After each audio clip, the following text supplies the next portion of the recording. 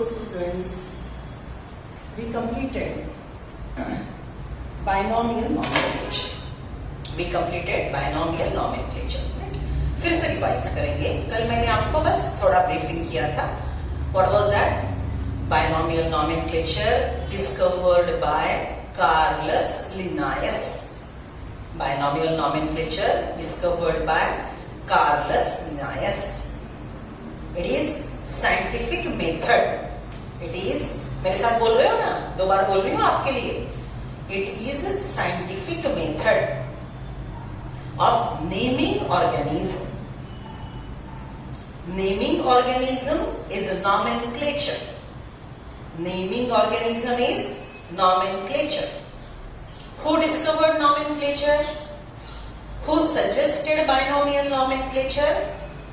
Carolus Linnaeus. Carolus Linnaeus. Carolus Linnaeus. Carolus Linnaeus.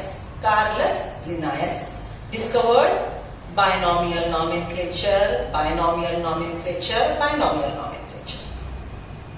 Right? Carolus Linnaeus worked like huge contribution in the field of taxonomy. Okay. Taxonomy में mainly classification, nomenclature, etc. सीखा जाता है. Right? So binomial nomenclature by Carolus Linnaeus. Right? It is now ruled, or the things are governed by ICBN. बोलो पांच बार. ICBN, International Code of Botanical Nomenclature. International Code of Botanical Nomenclature. ICZN, International Code of Zoological Nomenclature. International Code of Zoological Nomenclature. So binomial suggested by Carolus Linnaeus. Rules are now upgraded, modified, decided by ICBN, ICZN. What are the rules? Each organism has one unique name which has two parts. Each unique name has two parts. The name is universally accepted. First part is of generic name. Generic name. Second half is species epithet. Second half is species epithet. Okay, the language used is always Latin, sometimes Greek. If any other language used, then it is Latinized. The word is Latinized. When binomial is handwritten, underlined separately, if printed, it's in italics, cursive style में लिखा जाएगा. Right? Length of generic name 3 to 13. Okay, correct कर रहे हो ना? 3 to 13. Name of species 3 to 13. Right? Okay, then what we said? In front of binomial, if scientist name who discovered the species for the first time, scientist who discovered, scientist who described the species for the first time is called author of the species. उसको हम क्या बोलेंगे? Author of the species. Right? So this author of the species name, के author का name binomial के सामने लिखा जाएगा. उसको हम बोलेंगे citation. उसको हम क्या बोलेंगे?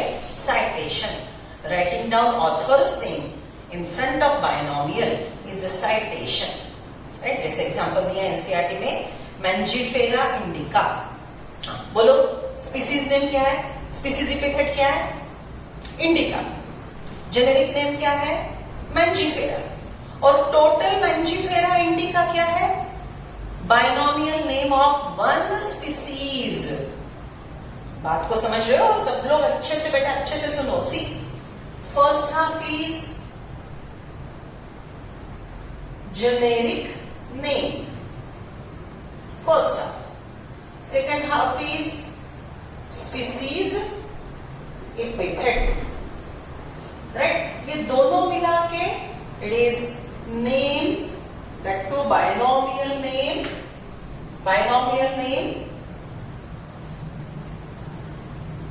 Of one species. आपको मैं क्या हाईलाइट करके बोल रही हूं? स्पीसीज और स्पीसीज एपिथेट का फर्क समझो। ये पूरा नाम स्पीसीज का नाम है और ये सेकंड पार्ट को स्पीसीज एपिथेट बोलते हैं। ये सेकंड पार्ट को स्पीसीज एपिथेट बोलते हैं।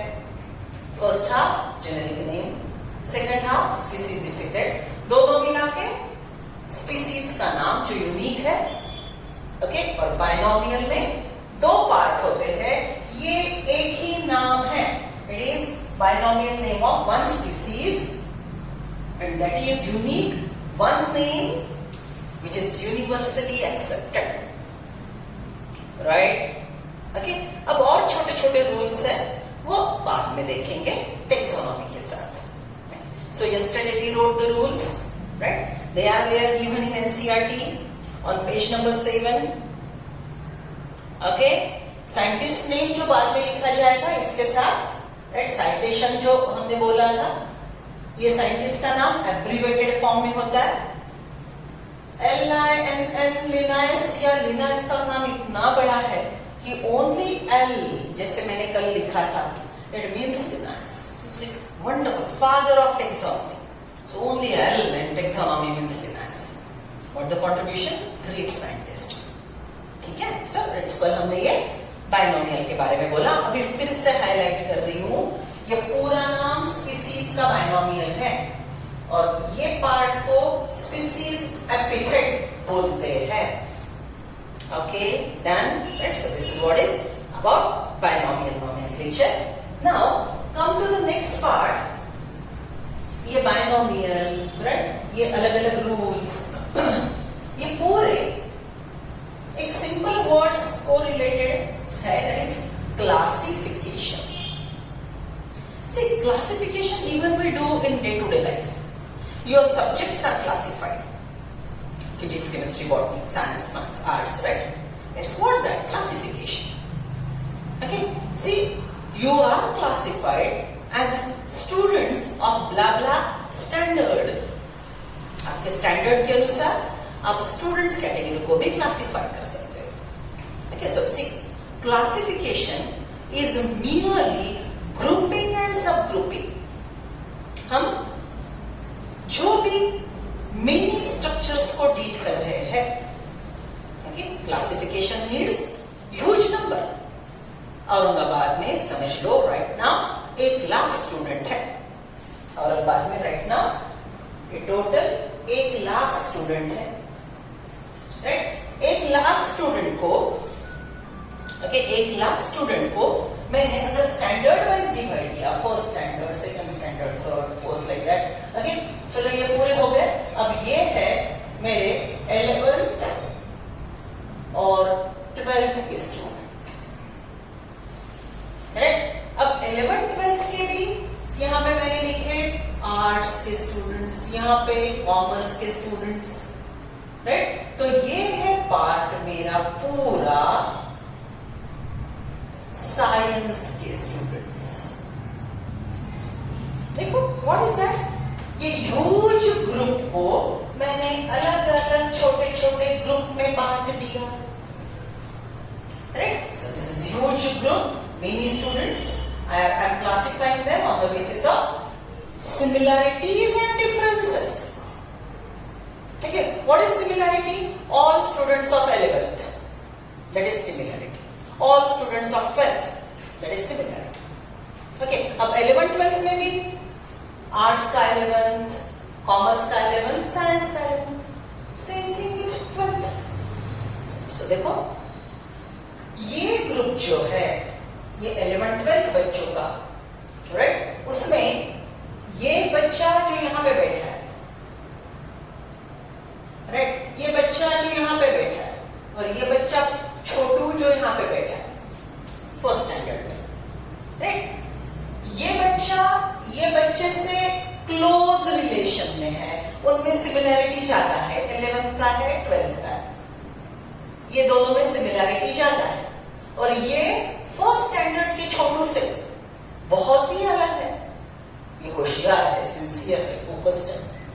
ओके, इसको खेलना कम है, अपने करियर के बारे में सोचना है। Madam please please madam, yes got that, ठीक है, फर्क समझ लो। ओके, और अगर मैंने बोला ये दूसरा बच्चा है 11th का, so these two students are very much similar to each other because they are belonging to this group which is smallest, 11th के साइंस के बच्चे, बराबर। so they are very much similar। 11th का science का बच्चा 12th के science के बच्चे से राइट थोड़ा हटके है, राइट, ये तो बहुत ही ज्यादा हटके है, और ये छोटू तो बहुत ही ज्यादा डिफरेंट है। Isn't it? We are considering percentage extent of similarity and differences. These two are 100% similar. These two are right. These two are 90% similar. These are 80% similar. These are 10% similar. Just student. Right? So I repeat. What is classification? Classification is merely grouping and subgrouping. ये बड़ा group, इसका सब group, इसमें फिर से सब group. Classification is merely grouping and subgrouping on the basis of similarities and differences. Similarities and differences के कौन से प्रकार? What is that? Extent, percentage of similarity and differences are considered. Extent of similarity and differences are considered, and accordingly they are placed in this box. So this box is divided into groups, subgroups, and by considering percentage, extent of similarity and differences, more the similar, smaller the group, more the difference, distant the groups. Right? एक ही group में, एक छोटे group में है तो वो ज्यादा similar है, ओके, अलग अलग ग्रुप में है तो वो ज्यादा डिफरेंट है। फॉर एग्जांपल, चलो आपकी family, you, your sibling, your mother, father, smallest group, genetically very much similar, you and your sibling genetically very much similar. आपका कजिन, हाँ आपसे सिमिलर है लेकिन थोड़ा ज्यादा डिफरेंट है, ओके, कजिन का कजिन हाँ सिमिलर है लेकिन और डिफरेंट है। Are you getting that? Extent of similarity and differences by considering extent, percentage of similarity and differences, organisms are classified. Organisms are classified and they are allotted to that particular group. This is called classification. So what I wrote, definition, grouping and subgrouping done on the basis of extent, percentage, जिनको ये extent word में दिक्कत है लिख दो percentage of similarities and differences is called classification. अब ये इतना extent देखना है, similar को एक जगह रखना है, दूर रखना है, ये इतना क्यों करना है? ऐसे क्यों करना है? Right? Classification is very much needed for systematic study. For example, देखो चलो ये औरंगाबाद का टोटल स्टूडेंट का पॉपुलेशन, ये first standard, second, third, fourth, ये 11th का, ये 12th का, right, arts, commerce, science. Science में भी ये इधर जो बैठे हैं ना बच्चे, राइट, ये वाले bio, 11th, 12th bio, science, bio, that too coming to GD's biology classes, very good, right. ये ग्रुप जो है ये GD's biology classes का, GD's biology classes का ये है होम ब्रांच उस्मानपुरा का, और ये है 7 हिल्स का ब्रांच, राइट। यहाँ पे भी 11 के भी 7 हिल्स का branch as well as home branch. Are you getting that criteria? Okay, so class में समझ लो, आप बैठे हो मेरे सामने, ओके, सो आपको मैं कैसे क्लासिफाई करूंगी? Student of Aurangabad, student of 11th biology, देखो student of Aurangabad, right, student of 11th biology, going to GD's biology, home branch, right, morning batch, sitting in second row, isn't it? बड़े क्लासिफिकेशन से आपके individual level तक classification आ रहा है, बड़े classification से इंडिविजुअल लेवल तक क्लासिफिकेशन आ रहा है, उससे सिस्टमैटिक स्टडी होती है। ओके, आई कैन कम्युनिकेट कि मेरे ये बैच का वो बच्चा ऐसे परफॉर्मेंस कर रहा है। Okay, I can group, I can make the study simple. How come? देखो, right, so we are discussing needs of classification. Why classification is needed? Point number 1, diversity demands classification. Write down. Point number 1, diversity demands classification. Diversity demands classification.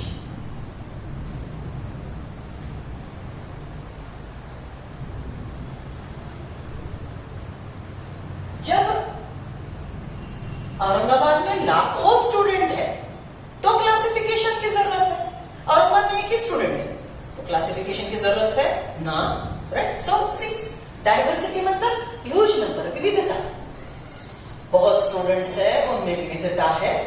सो जब भी आप, whenever you are dealing with huge number, with variety of structures, variety of things, right, then that huge number is classified. The huge number is classified or huge number can be properly dealt. ये huge number के साथ हम अच्छे से काम करेंगे when we are discussing classification, when we are using classification. So what we wrote? Diversity demands classification. जब भी विविधता है तो हमको क्लासिफिकेशन की जरूरत है. Diversity demands classification. But why? आप बोलेंगे why? So second point is classification brings unity in diversity. Classification में जो आपके पास विविधता वाले लोग हैं उसमें का एक यूनिक कैरेक्टर, ये सब विविधता वाले लोग हैं, इसका यूनिक कैरेक्टर 11th ये ग्रुप बन गया, राइट? जैसे ही मैंने बोला 11th तो I am focusing on this group. So isn't it this 11th is unique character of this group. Okay, so अब मुझे बाकी के बारे में सोचना नहीं है, इतने ग्रुप पे ही फोकस करना है. Unique character, classification brings unity, मतलब एक uniformity in diversity, in variation. बराबर समझ लो, मैंने बोला कि 4 चेम्बर्ड हार्ट है, is a unique character. 4 chamber heart है, बराबर. चलो, ये यूनिक कैरेक्टर वाले ऑर्गेनिज्म को कौन से ग्रुप में अलॉट करोगे? बर्ड्स की मैमल्स, राइट? कि दोनों? Are you getting this unique character, right? Okay, मैंने बोला 4 चेम्बर हार्ट है और बॉडी पे हेयर्स है, फेदर्स नहीं है, बॉडी पे हेयर्स है, तो क्या बोलेंगे? बर्ड्स की मैमल्स. समझ रहे हो ना, राइट? चलो प्लांट्स की बात करते हैं. टोटल प्लांट में, राइट, अलगा, अलगा, bryophyte, bryophyte, pteridophyte, pteridophyte, gymnosperm, gymnosperm, angiosperm, angiosperm. बोलो एक बार अपने से. 5 प्लांट के ग्रुप, मेजर प्लांट के ग्रुप, जिसको डिवीजन बोलते हैं हम, right? 5 divisions of kingdom Plantae. Follow me. 5 divisions of kingdom Plantae. Alga, alga, bryophyte, bryophyte, pteridophyte, pteridophyte, gymnosperm, gymnosperm, angiosperm, angiosperm. Right? चलो, सो ये 5 ग्रुप है आपके पास.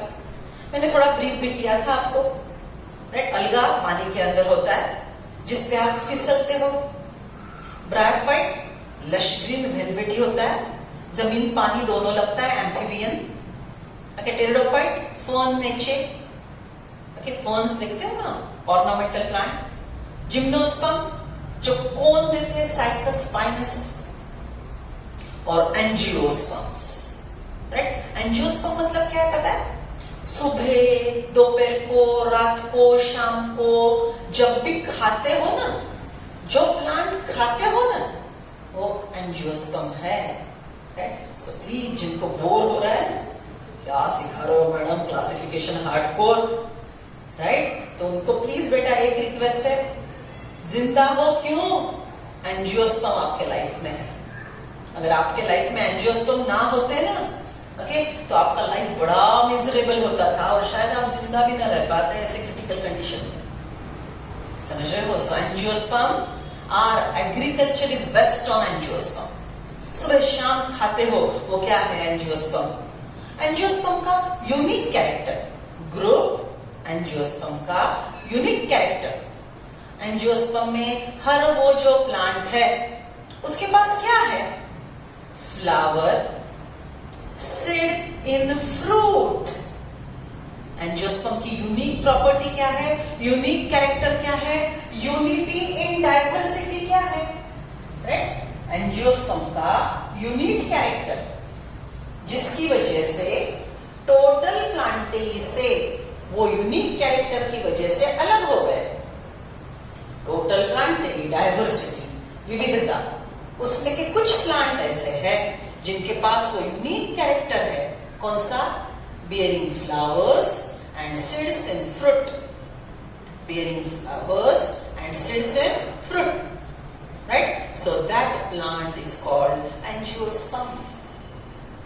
समझ रहे हो? So why we need classification?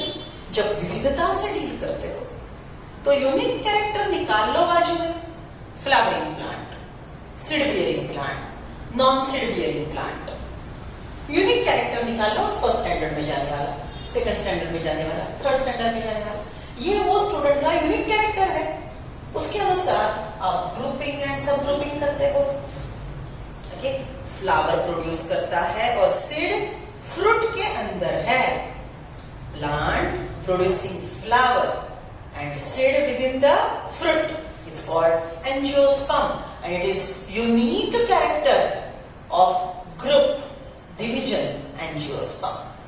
So ये unique character हमने कौन से process से दिया?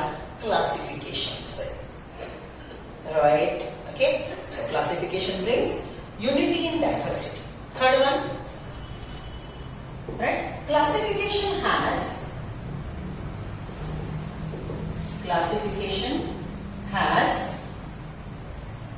predictive value. देखो एक शब्द कितने अच्छे हैं, predictive value. Just imagine आपको मैंने एक लॉन्ग बोन दिया, अभी लोकोमोशन सीखा ना आपने, एक लॉन्ग बोन दिया, ओके, और मैंने बोला चलो बायोलॉजी पढ़ते हो ना, चलो बोलो ये एनिमल का नाम बोलो। आपने बोन को उल्टा पुल्टा करके देखा, उसके ग्रूव्स देखे, राइट, अंदर से हॉलो था वो, ओके, लंबा था बड़ा। So you studied it and you tell me man it must be a female human being. देखो आपने वो बोन के ओके कैरेक्टरिस्टिक देख के वो बोन कौन से अनदेखे एनिमल में था वो मुझे बता दिया, यूनिक कैरेक्टर, राइट। आपने जैसे ही मुझे बोला कि मैम ये ह्यूमन फीमेल है, मैंने पूछा बोलो बच्चों हार्ट में कितने चेंबर है? आप बोलेंगे 4। मैंने बोला बच्चों बोलो क्रोमोसोम कितने थे वो ह्यूमन फीमेल के बॉडी के हर सेल के अंदर? तो आपने क्या बोला? 23 pairs ma'am. Then I asked बच्चों बोलो वो फीमेल को कितने फिंगर्स थे? आप यूनानिमसली बोल रहे हो 10, isn't it? देखो आपने क्या बात कर ली, वो फीमेल का बोन मिला है आपको, फीमेल काली गोरी आपने देखी तक नहीं, एक बोन मिल गया, आपने वो बोन को होमोसैपियन के फीमेल के ग्रुप को अलॉट कर दिया, तो वो ग्रुप के पूरे कैरेक्टर आप वो ऑर्गेनिज्म को अलॉट कर रहे हो, isn't it? प्रिडिक्ट कर रहे हो, कैरेक्टर अलॉट कर रहे हो। ये एनिमल होमोसैपियन की फीमेल है, राइट? वो देख के आप बाकी के कैरेक्टर प्रिडिक्ट करते हो, अंदाजा लगाते हो, जो वो ग्रुप के यूनिक कैरेक्टर्स है। Isn't it a wonderful thing? Right? See, if I said, वो पता है मेरे एक फ्रेंड का नाम रॉबर्ट है और वो यूएस में रहता है, राइट? बोलो तो उसको कितनी आंखें हैं, राइट? बोलो तो उसका इरेक्ट बॉडी पोस्चर है कि वो मेरा फ्रेंड है, होमोसैपियन है। तो अब आप शुरू हो जाते हो, 4 चेंबर हार्ट है, मैमल है, राइट? 2 आईज है, 10 फिंगर्स है, 10 टोज है, 23 पेयर ऑफ क्रोमोसोम है, that's it. Once you allot a unknown organism to group, all the properties of the group are allotted to organism, right? So एक बार आपने एक prediction right कर लिया तो आपको ग्रुप मिल जाता है। ग्रुप मिल गया तो ग्रुप के पूरे कैरेक्टर्स वो ऑर्गेनिज्म को आएंगे। So I can even continue with this. Once unknown organism is allotted to group, all properties, obviously unique, huh? All properties of group are allotted to unknown organism. देखो classification की वजह से कितनी आसानी हो रही है, राइट? प्रॉपरली मैं लिख के दे रही हूं, क्यों? छोटी सी चीज है, चीजें स्किप होते हैं, समझती ही नहीं, राइट? ये क्लासिफिकेशन के बेनिफिट्स है। 1 2 3 4। One more thing, classification makes the data renewable, reusable and simple. Write down. Next point, write down. 5th one. Classification makes huge data, huge information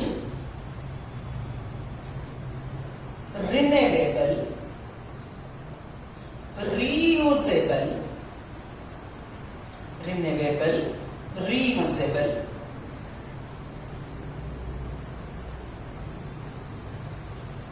and easy for studies, systematic studies. ठीक है, एक शब्द देखो, आपके पास ये पूरे हजारों student है, उसका यूनिक कैरेक्टर से आपने ग्रुप बनाए, राइट? ओके, ये ग्रुप को सब ग्रुप में डिवाइड किया, उनके कैरेक्टर, हर ग्रुप का कैरेक्टर, हर सब ग्रुप का कैरेक्टर अच्छे से लिखा, राइट? और 2-4 एग्जांपल लर्न के लिए, जैसे मैंने बोला प्लांट्स है, टोटल ग्रुप प्लांट, अलगा, ब्रायोफाइट, टेरिडोफाइट, जिम्नोस्पर्म, एंजियोस्पर्म, ऐसे 5 डिवीजन में आपने डिवाइड किए, राइट? ऐसे 5 डिवीजन में आपने डिवाइड किए। एंजियोस्पर्म को फिर से सब डिवीजन में बांट लिया।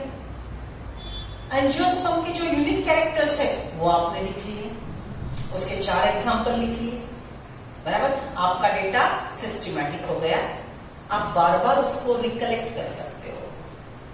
ओके, चलो, आप साइंटिस्ट हो, फॉरेस्ट में घूमते रहते हो, आपको कल और 5 एंजियोस्पर्म नए मिले, आपको नए और 5 एंजियोस्पर्म मिले, आपने उनको उठा के लेबोरेटरी में लाया, उनको फिर से स्टडी किया अच्छे से और एंजियोस्पर्म ग्रुप में रख दिया, तो आपने आपका डेटा रिन्यू किया। जो कॉम्प्लिकेटेड इंफॉर्मेशन थी उसमें और आप अपने 5 डाल दिए ना, आज के नए जो ढूंढे थे, isn't it? You renewed your data. Reusable, आज यूज करो, कल करो, परसों करो, राइट? आपके नेक्स्ट जनरेशन के लिए भी आपने वो क्लासिफिकेशन का चार्ट बना के रखा, तो वो आगे की जनरेशन आपका स्टडी रीयूज कर सकती है। Isn't it proper classification? समझ रहे हो? चलो एक सिंपल सा एग्जांपल लेते हैं। आपका कंप्यूटर, आपका लैपटॉप, आपने खोला ड्राइव या फिर सब फोल्डर्स, आप पीसी में है, माय कंप्यूटर, राइट? अलग अलग ड्राइव। अब आपको पता है आपका गेम ई ड्राइव में है, सी ड्राइव में है, आपने बराबर वो खोला, उसमें फिर 100 थे, उसमें का Z जो आपका था, उसके लास्ट फोल्डर में आपका गेम था, राइट? Isn't it? आपने कंप्यूटर के इतने सारे इंफॉर्मेशन में से आपका पीसी में के अलग अलग ड्राइव्स में का वो फोल्डर, उसके अंदर 2 मिनट में गेम ओपन करके खेलना शुरू। Renewable, reusable, data handling is simple. Just imagine आपके कंप्यूटर में ऐसा सिस्टम कुछ नहीं, आते हो डालते हो, और पूरा इंफॉर्मेशन बस लिख के रखा है, नो क्लासिफिकेशन, फोल्डर नहीं, ड्राइव नहीं, कुछ नहीं, लाइन से रखा है। तो क्या आप 5 मिनट में आपका गेम खोल के यूज कर सकते हो, right? So are you reading the last point what we wrote? Classification brings the data, huge data, renewable, reusable, easy for studies, right? So same काम बेटा, जैसे आपका पीसी होता है वैसे आपका ब्रेन है। आप जो पढ़ते हो अभी बॉटनी का, तो आपके ब्रेन में स्टोर होता है, बराबर? आपको उसको बार बार यूज करना है, एमसीक्यू सॉल्व करना है, डाउट पूछना है, तो और जैसे पीसी में सेव करते जाते हो ना, जैसे आपके ब्रेन में जितना रिवीजन करोगे उतना कंटेंट सेव होते जाता है, right? So this is what is power of classification. Clear, right? अब देखो क्लासिफिकेशन में ये जो मैंने सिस्टम आपको बोला, राइट? ये सिस्टम में हम हमेशा 2 चीजें यूज करते हैं, ओके? हम हमेशा 2 चीजें यूज करते हैं। एक तो ये ग्रुप का नाम होता है और ग्रुप के अंदर बैठे वाले ऑर्गेनिज्म का नाम होता है। ग्रुप का नाम है जीडीज बायोलॉजी क्लासेस, और ग्रुप के अंदर के ऑर्गेनिज्म का नाम अलग अलग और जो आपके पास है। Are you getting the thing, right? So classification के वक्त हम ग्रुप के हायरार्की को नाम देते हैं, along with that individual living organism को भी नाम देते हैं, राइट? उसके लिए प्रिसाइज वर्ड्स यूज होते हैं, categories and Texas, right? See, dogs, cats, mammals, right? Dogs, cats, mammals, plants. Isn't it name of living organism? Right? Mangifera indica. Isn't it name of living organism? Plants. Isn't it name of living organism? Living organism के नाम को हम बोलेंगे taxa. Living organism के नाम को हम क्या बोलेंगे? Taxa, right? और वो लिविंग ऑर्गेनिज्म का ग्रुप क्लासिफिकेशन में कौन से लेवल पे बैठता है, right? Plant is kingdom, Mangifera indica is species. ये जो लेवल है उसको हम कैटेगरी बोलते हैं। Name of living organism is taxa and category, right? Mangifera indica is name, वो कौन से कैटेगरी को बिलोंग करता है? स्पीसीज। प्लांटी लिविंग ऑर्गेनिज्म का नाम कौन से कैटेगरी को बिलोंग करता है? Kingdom, right? So what we are discussing now, categories and taxa. Write down title, categories and taxa.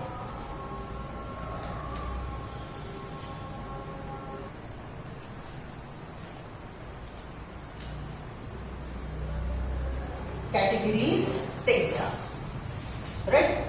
See what I have drawn, steps, right? Okay, and isn't it arrangement in a specific manner, ascending, descending?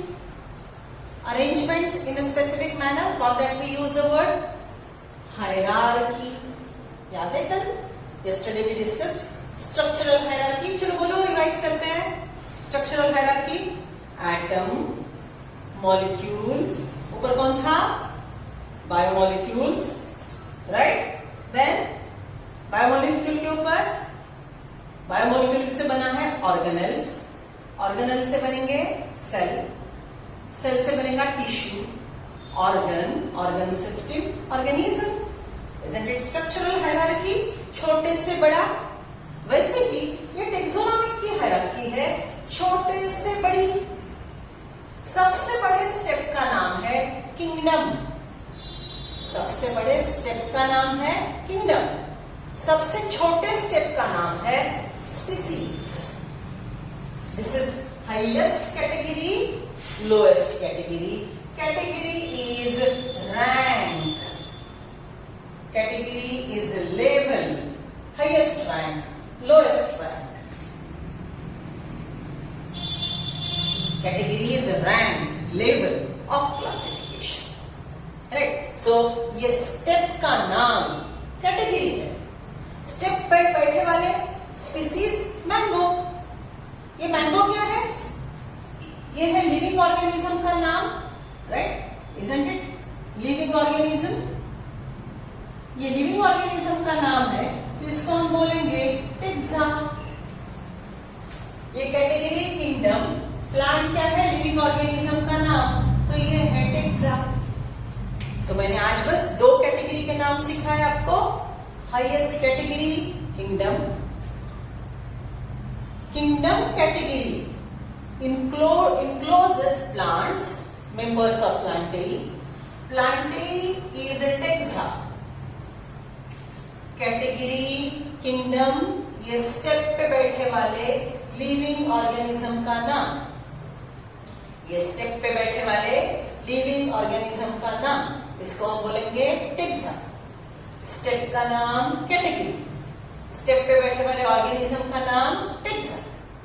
ये lowest step का नाम species, उस पे बैठे वाले organism का नाम taxa. Right? ये टेक्सा कौन है? यहाँ पे मैंगो. आप बोलेंगे मैडम हिबिस्कस बिठा दो. हाँ बिठा दो. Wheat, rice, jowar, bajra, dog, cat, these are all species. Animals, kingdom Animalia, right? Dog, cat, monkey, species. Are you getting that? So step का नाम category, kingdom is category. ये स्टेप पे बैठे वाला टेक्सा. अगर किंगडम प्लांटें बोलती हूं तो ये प्लांट, ये किंगडम कैटेगरी को अलॉट होते हैं. स्पीसीज मैंगो बोलती हूं तो वो कैटेगरी स्पीसीज को अलॉट होते हैं. कैट बोलो, डॉग बोलो, एक्सेट्रा एक्सेट्रा एक्सेट्रा. समझ रहे हो? Right? So categories and taxa detail में और देखना है, डिफरेंसेस भी लिखने हैं. Okay, just read the content.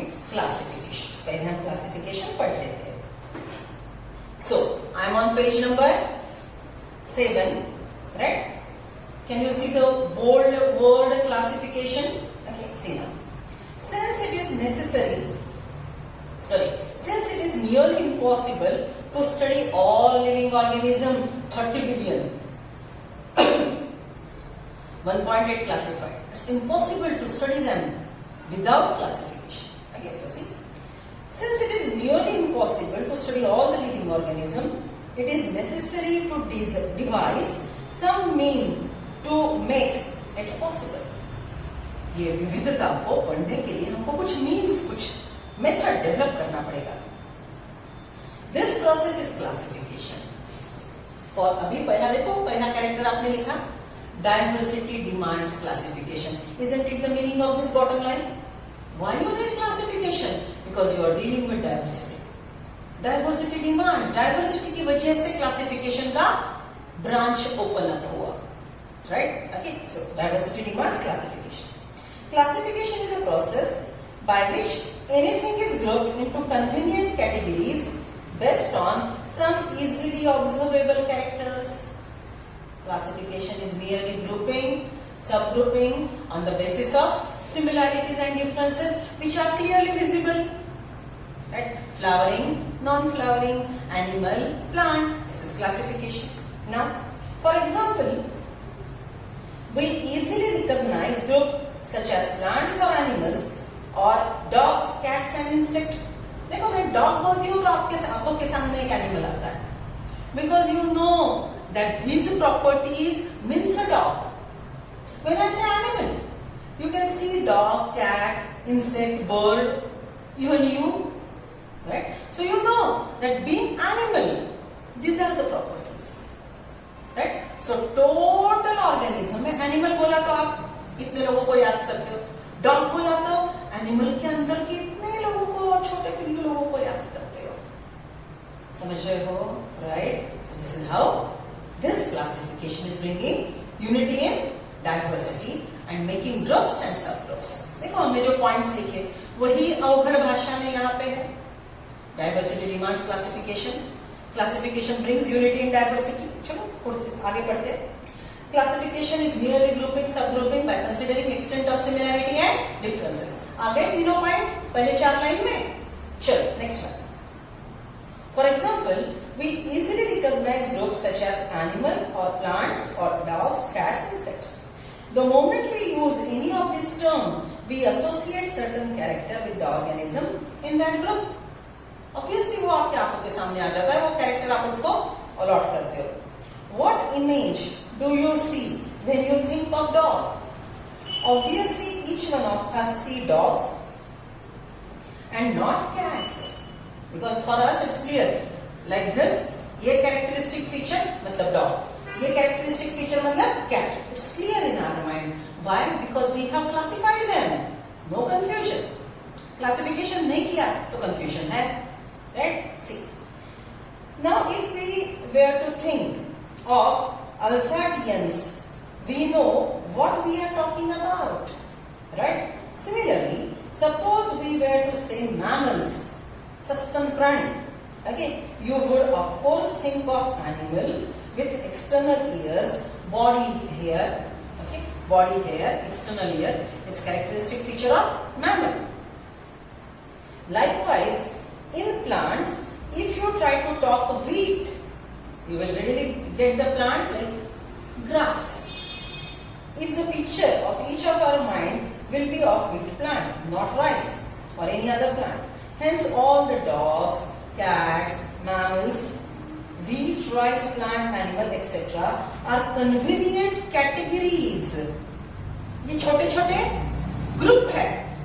ये convenient छोटे-छोटे ग्रुप बनाए गए हैं, right? जो एक कैटेगरी को बिलोंग करेंगे, right? See, we used to study organisms.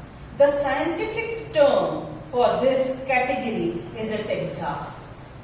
ये कैटेगरी पे प्लांट बैठे हैं, तो ये कैटेगरी को प्लांट टेक्सा बिलोंग करता है. ये कैटेगरी स्पीसीज को मैंगो, डॉग, कैट बिलोंग करता है. सो ये कैटेगरी है स्टेप, उसको बिलोंग करने वाला ये है taxa, right? Okay, see the scientific term for this category is taxa. Here you must recognize that taxa can indicate category in every different level. Right? ये different levels है classification के. ये rank 1 है, right? ये rank 1 है, ये rank 2 है, ये rank 3 है, 4 है, 5 है, 6 है और ये 7. ये step का नाम category है. ये step पे बैठने वाले living organism का नाम taxa है. मैं जो बोल रही हूँ उसको बहुत अच्छे से सुनो. एनसीईआरटी के कंफ्यूजन स्टेटमेंट्स है, हाँ, ठीक से सुनो. स्टेप का नाम है कैटेगरी. स्टेप पे बैठने वाले लिविंग ऑर्गेनिज्म का नाम, उसके ग्रुप का नाम taxa, right? See, wheat is also taxa. Similarly, animals, mammal, dogs are taxa. Mango, jowar, bajra, wheat, dog, cat are taxa. allotted to category species. Right? See. But you know that a dog is a mammal, but mammals are animals. Right? ये dog है, mammal यहाँ पे है और ये animal यहाँ पे बैठा है. So, isn't it ये dog, right? एक mammal का प्रकार है जो animal बड़े ग्रुप को allot करता है. Mango एक plant का प्रकार है, right? ये kingdom plant को allot करता है. समझ रहे हो, right? So this is what is hierarchy of classification. Okay, चलो write down differences. बहुत समझ के देखो. Differences, categories, taxa. Make 2 column. Categories, Taxa. Category is Taxa.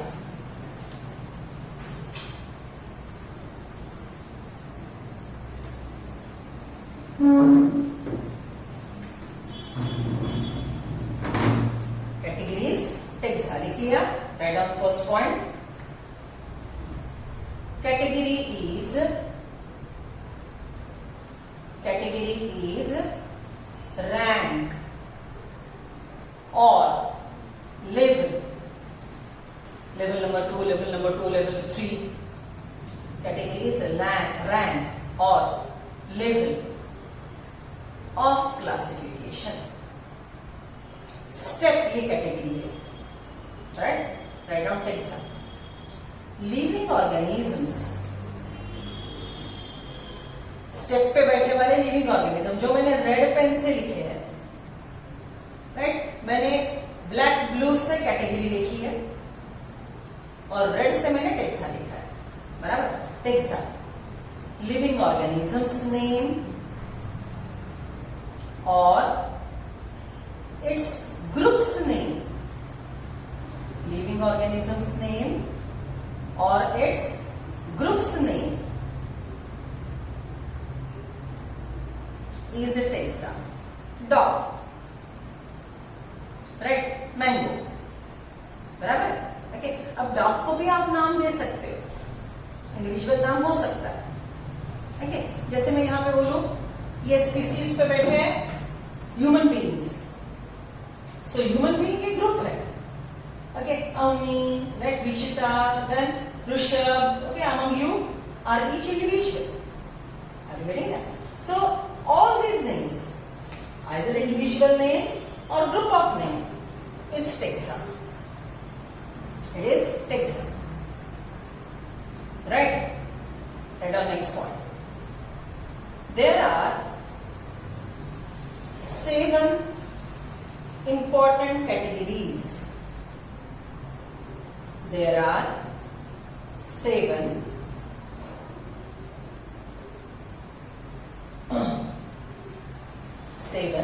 important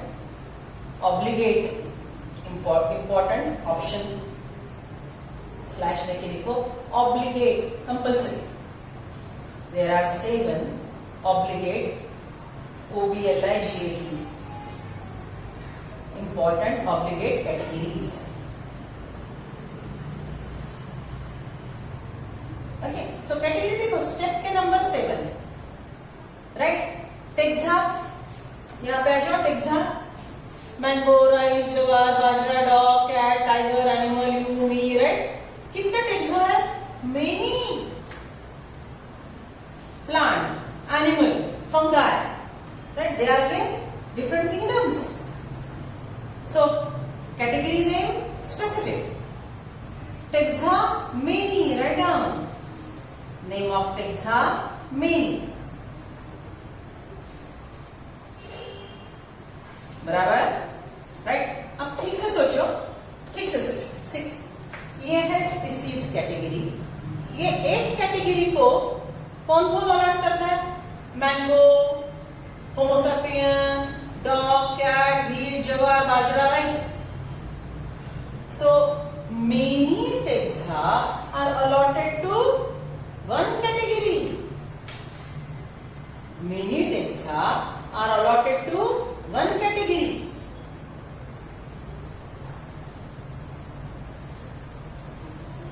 Right? Many taxa are allotted to one category.